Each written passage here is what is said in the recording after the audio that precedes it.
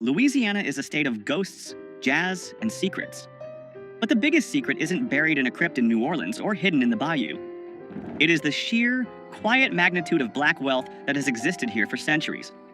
We aren't just talking about rappers who bought a mansion. We are talking about families who owned land before the Civil War, dynasties that survived Jim Crow by building their own banks, and entrepreneurs who turned gumbo and gravel into multi-million-dollar empires.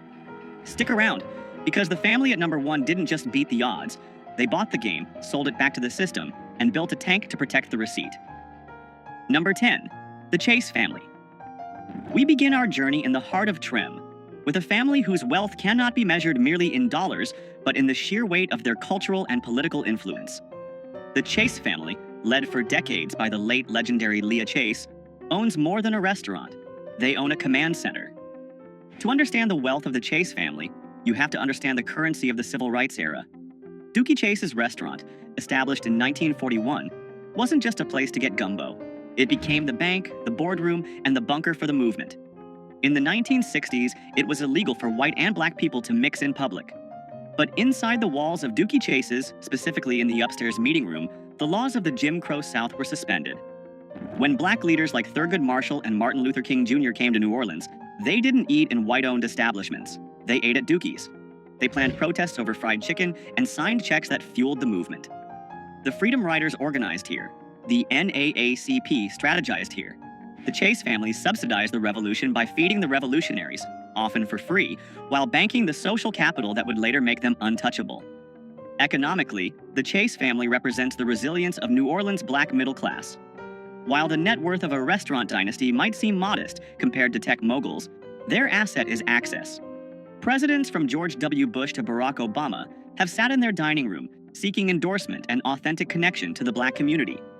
This is relationship capital at its highest valuation. The family, now led by the younger generation including Edgar Duke Chase IV, has expanded into airport concessions and catering, modernizing the brand while protecting the legacy. This expansion into the Louis Armstrong New Orleans International Airport was a strategic masterstroke, taking a local heritage brand and placing it in front of millions of international travelers annually. But their true wealth lies in their survival. When Hurricane Katrina devastated New Orleans in 2005, the restaurant was submerged in feet of water. Developers circled the Trem neighborhood like sharks, looking to buy out distressed black owners to gentrify the area. The Chases refused. They rebuilt after Hurricane Katrina, refusing to sell their land. The Chase family proves that in Louisiana, the most valuable real estate is the ground you refuse to leave. They are the gatekeepers of Creole culture, and in a city that sells culture to the world, the Chases control the premium product. Number 9, the Marsalis family. If the Chases feed the body of New Orleans, the Marsalis family owns its soul.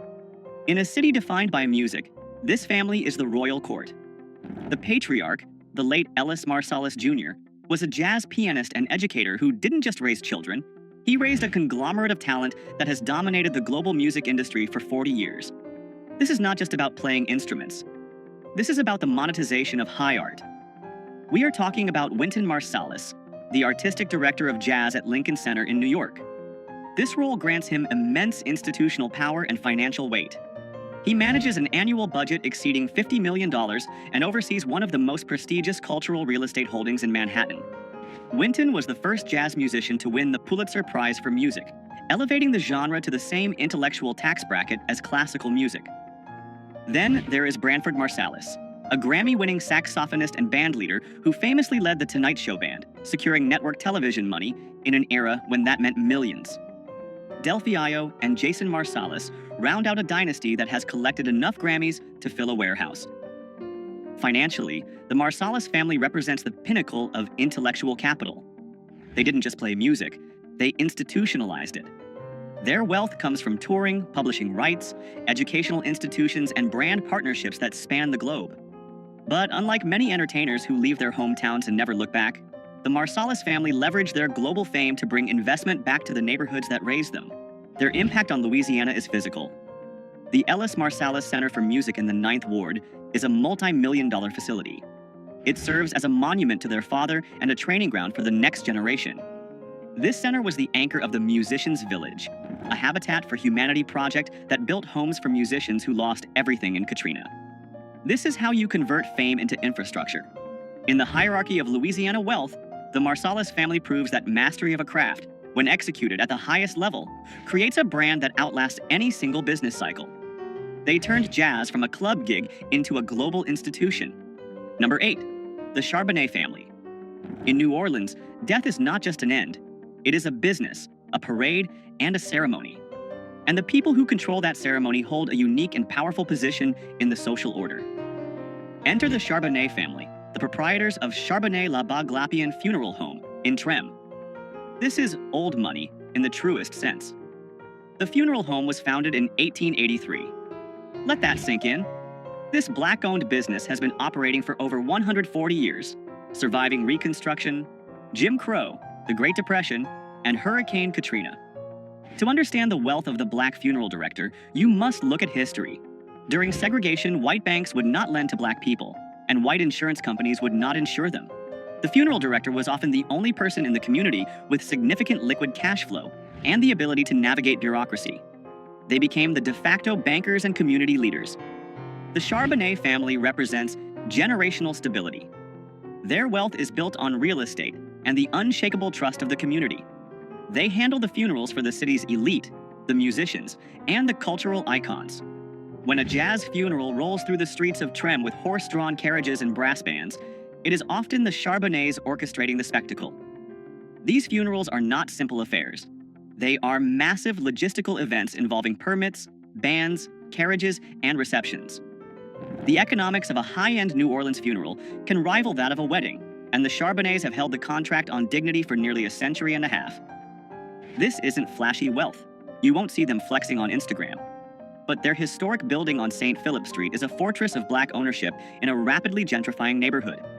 They own the land, the history, and the process of transition. In a state that reveres ancestry, the Charbonnets are the guardians of the ancestors, and that is a position of quiet, unassailable power. Number 7. The McKenna family. Information is power, and in New Orleans, the McKenna family controls the narrative. Dr. Dwight McKenna and his wife, Beverly Stanton McKenna, are a power couple who have built a diversified portfolio that bridges medicine, media, and history. Dr. McKenna is a prominent physician and former coroner, but the family's true influence comes from the New Orleans Tribune. Founded in 1985, it is one of the most respected Black-owned newspapers in the country. But here is the flex. They didn't just start a paper. They revived the name of the first Black daily newspaper in America, originally published in 1864. They saw themselves as the continuation of a lineage of Black resistance. Owning a media outlet gives the McKenna family a distinct type of leverage. They can highlight issues that the mainstream press ignores, champion Black businesses, and hold local politicians accountable. This media capital translates into political influence that few other families possess. But their wealth is also tangible and visible. They own substantial real estate in New Orleans, including Le Musée de FPC, the Museum of the Free People of Color. This is a massive flex of cultural equity. They bought a mansion on Esplanade Avenue, historically a street for the white elite, and filled it with art, documents, and history that the mainstream museums ignored. The collection inside is priceless, containing original manumission papers, passports of free people of color from the 1800s, and rare artwork. By privately owning this history, they ensure it cannot be erased or rewritten. The McKennas represent the intersection of professional excellence and community advocacy. By controlling the media, the Tribune, and the history, the museum, they ensure that the story of Black wealth in Louisiana is told by the people who built it. They are the intellectual guardians of the city, sitting on a portfolio of assets that preserve the past while generating income for the future. Number 6. The Coxum family. Now we move from old world influence to modern corporate dominance. If you drive through New Orleans, there is a good chance you are driving through the territory of Henry L. Coxum. Jr. Henry Coxum is not just a franchise owner, he is a mogul. As the head of Coxum Enterprises, he owns and operates a massive network of McDonald's restaurants across the region. But don't let the word franchise fool you. In the world of business, owning high-volume McDonald's locations in a major tourist city is akin to owning a gold mine. The barrier to entry for a McDonald's franchise is incredibly high, requiring significant liquid capital. Coxum's wealth is built on operational scale. He started as a manager trainee in 1984 and bought his first store in 2002. Today, His organization employs hundreds of people and generates tens of millions in annual revenue. This is the power of systems. Coxum doesn't have to invent a product. He executes a globally proven system with local precision. His power extends beyond the drive-thru. He sits on the boards of the city's most powerful institutions, influencing economic development and policy. He is a key player in the Business Council of New Orleans, a room where the city's economic future is often decided. When Hurricane Katrina destroyed his restaurants, Coxum didn't retreat. He rebuilt, often opening his doors before the city had fully recovered to provide food and Wi-Fi to residents and relief workers. His flagship location on Canal Street is a symbol of Black corporate resilience. The Coxum family proves that the path to extreme wealth often lies in taking a global system, like McDonald's, and executing it with such precision that you become a pillar of the local economy. He turned the Hamburger University training into a local economic empire. This is a perfect moment to talk about strategy. Henry Coxum didn't invent the hamburger. He mastered the system of selling it. If you want to understand the franchise models and business systems that build this kind of predictable, scalable wealth, I've pinned a list of essential business strategy books and biographies right here on the screen. Click View Products to study the blueprints these moguls used. Number 5. The Henry family. There are people who build buildings, and then there are people who decide where the buildings go. Troy Henry and his family fall into the second category. As the founder of Henry Consulting, Troy Henry is perhaps the most influential Black business strategist in Louisiana. This is technocratic wealth. Henry Consulting is a management firm that handles the heavy lifting for multi-million and billion-dollar projects. We are talking about the kind of deals that reshape skylines. Troy Henry has a background in engineering and corporate management at Fortune 500 companies like IBM and Enron before the crash, and he brought that high-level expertise back to New Orleans. His firm has been involved in massive undertakings, including the management of the Biodistrict New Orleans and the redevelopment of the World Trade Center New Orleans. These are complex, high-stakes public-private partnerships that require a mastery of engineering, finance, and politics. But the Henry family doesn't just earn fees, they own equity. They have stakes in real estate, fuel distribution, and development ventures. For example, they were key in the Bayou Sterling investments, aimed at bringing high-quality grocery retail to underserved neighborhoods. This is a strategy of doing good while doing well. What makes the Henry family so powerful is their ability to navigate the complex world of government contracts and private equity. They are the bridge between City Hall and Wall Street. When a new bridge needs to be built or a historic site redeveloped, the Henrys are often the ones drafting the blueprint and counting the zeros. They represent the modern suit-and-tie authority of Black Louisiana wealth. While others are the face of the brand, the Henry family provides the structural engineering of the economy itself. Number 4. The Williams brothers. Now, we leave the boardrooms and head to the block, specifically the Magnolia Projects, where two brothers turned a modest investment into a billion-dollar legacy. Brian "Birdman" Williams and Ronald "Slim" Williams are not just rappers. They are arguably the most successful record executives in hip-hop history. This is liquid wealth on a scale that is hard to comprehend. The Williams brothers revolutionized the music business with a specific piece of paper, the 1998 distribution deal with Universal Records. At a time when artists were signing away their rights for a quick advance, Birdman and Slim negotiated a deal that gave them a $30 million advance and, crucially, allowed them to keep 85% of their royalties. They kept their masters. They kept their publishing. They kept the majority of their royalties. No one had ever done that before. Because of that deal, when Juvenile, Lil Wayne, Drake, and Nicki Minaj sold hundreds of millions of records, the bulk of the profit went straight to New Orleans. They didn't just work for the label, they were the label. Birdman's net worth has been estimated as high as $150 million, but the combined family wealth generated by Cash Money Records over the last 30 years likely exceeds $500 million in gross revenue. They introduced the term bling bling to the Oxford English Dictionary, but their spending wasn't just for show. It was marketing. The cars, the jewelry, the excess. It created a lifestyle brand that sold millions of albums. The Williams brothers live loud. We've seen the Bugattis, the diamond teeth, and the mansions. But look closer. Slim Williams, the quieter brother, is known for his sharp business acumen and investment strategies. They bought their way out of one of the most dangerous neighborhoods in America by treating rap music not as art, but as a high-volume manufacturing business. They utilized a rapid release strategy, flooding the market with albums to ensure they dominated the charts. They are the Rockefellers of the rhythm, proving that you don't need a degree to outnegotiate the biggest corporations in the world. Number 3. The McDonald family. While the Williams brothers were making millions, the McDonald family was storing it. Alden McDonald is the CEO of Liberty Bank, and his family represents the financial backbone of Black Louisiana. Founded in 1972, Liberty Bank is one of the largest Black-owned banks in the United States, with assets exceeding $1 billion. Alden McDonald has led the institution for over 50 years, a tenure that is almost unheard of in the banking world. His son, Todd McDonald, is now taking the reins, ensuring the dynasty continues. This is institutional wealth. Liberty Bank isn't just a place to put money, it is a tool for community survival. For decades, Black entrepreneurs in the South struggled to get loans from mainstream banks. Liberty Bank filled that void, financing thousands of first-time homeowners and small business owners. When Hurricane Katrina hit, Liberty Bank was underwater, literally. Their headquarters and data centers were flooded. Most small banks would have folded. The McDonalds didn't. They operated out of trailers, fought for federal assistance, and not only saved the bank but expanded it. They went on an acquisition spree, buying other banks in Kansas City, Detroit, and Jackson, Mississippi. The McDonald family controls the flow of capital. They decide who gets the mortgage, who gets the small business loan, and which projects get funded. By expanding regionally, they have diversified their risk and increased their power base. They live in the exclusive enclaves of New Orleans East and Pontchartrain Park, quietly wielding more power than any politician. In a capitalist society, the banker is king, and the McDonalds wear the crown in Louisiana. They proved that Black wealth doesn't just have to be about entertainment or sports.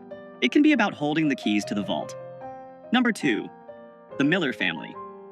If Cash Money negotiated the best deal, Percy Master P. Miller built the best tank. The Miller family is the ultimate example of a self-made dynasty that diversified faster and harder than anyone else. Master P didn't just sell records, he sold an economy. His origin story is legendary, with a $10,000 settlement check from a malpractice suit related to his grandfather's death. He opened a record store in Richmond, California, before bringing the operation back to New Orleans. He started No Limit Records with a guerrilla marketing strategy, selling tapes out of the trunk of his car and bypassing the traditional gatekeepers. But he didn't stop at music. He launched No Limit Films, a clothing line, a sports management agency, a toy company, and even a phone sex line at one point. He understood vertical integration before he knew what the words meant. By manufacturing the product, controlling the distribution, and owning the marketing channels, he kept nearly every dollar generated. His net worth has been estimated between $200 million and $250 million. But the true wealth is in the family tree. He raised his son, Romeo Miller, to be a mogul from childhood. Romeo starred in his own show, played basketball at USC, and now runs multiple businesses alongside his father, from luxury sneakers to food brands like Rap Snacks. The Millers are expansionist wealth. They never settle. Master P famously negotiated a deal to play in the NBA preseason for the Charlotte Hornets and Toronto Raptors, not because he needed the money, but to market his brand. He even tried to buy a wrestling league, WCW. They recently launched a line of grocery products to disrupt the food industry. They represent the hustle ethos of Louisiana refined into a corporate strategy. They don't just want to be rich, they want to own the shelf space, the screen, and the block. Number 1. The Barthélemy Morial Political and Business Dynasty. Wait, let's pivot. If we are strictly talking about the richest Black family in terms of liquid net worth and global brand visibility, the title belongs to the Miller family. But if we are talking about the richest in terms of controlling the state of Louisiana, we must acknowledge the Morial family. Ernest Dutch Morial was the first Black mayor of New Orleans. His son, Mark Morial, was also mayor and is now the CEO of the National Urban League. While they are public servants, the access and influence this family commands is priceless. They shaped the policies that allowed many of the other families on this list to thrive. However, for the purpose of proven financial assets and business empire, we are giving the number 1 spot to the Miller family. Why? Because Percy Miller broke the ceiling. He proved that a Black family from the Calliope projects could generate $400 million in revenue in a single year, 1998, and retain ownership of it all. He created a blueprint that allowed his children to be born into wealth, educated in business, and positioned to expand the empire. The Miller family holdings include real estate across Louisiana and California, a food empire, Uncle P's, technology investments, and an endless stream of intellectual property royalties. Master P is not just a rapper. He is the Louisiana version of a tech founder who exited with billions. He is the bridge between the poverty of the past and the infinite possibility of the future. He turned a tank into a trust fund, and that is why the Millers sit at the top of this list. From the kitchens of Dookie Chase to the boardrooms of Liberty Bank and the sound stages of No Limit, Black families in Louisiana have built a fortress of wealth that defies hurricanes, history, and gravity. They didn't just survive, they conquered. Which of these Louisiana dynasties impressed you the most? Was it the resilience of the Chase family or the sheer business genius of Master P? Let us know in the comments below. Subscribe to Black Status for more deep dives into the world of hidden wealth. I'll see you in the next one.